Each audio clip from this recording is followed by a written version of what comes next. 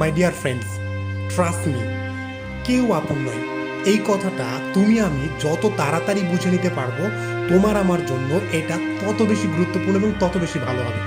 কারণ আজকে তোমার আমার প্রয়োজন কারো কাছে আছে বিধায় তারা তোমাকে আমাকে ভালোবাসে, বা আমার কাছে কারো প্রয়োজন আছে বিধায় আমি তাকে ভালোবাসি।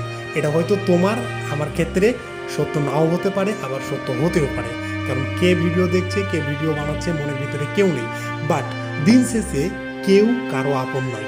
শুধুমাত্র প্রয়োজনে আমি কাউকে, কেউ আমাকে ব্যবহার করছে।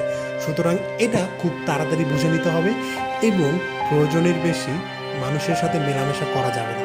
যতটুকু প্রয়োজন মানুষকে বিশ্বাস করবেন, যতটুকু উল্টাপাল্টা বেশি বিশ্বাস করতে যাবেন না, না হলে বিপদে পড়বেন। সুতরাং এটা আপনাকে মানতেই হবে যে কেউ আপন নয়। এটা আজকে থেকে মেনে নিন, এখন থেকেই মেনে নিন, না হলে বিপদে পড়বেন। এবং একলা চলতে শিখে যান।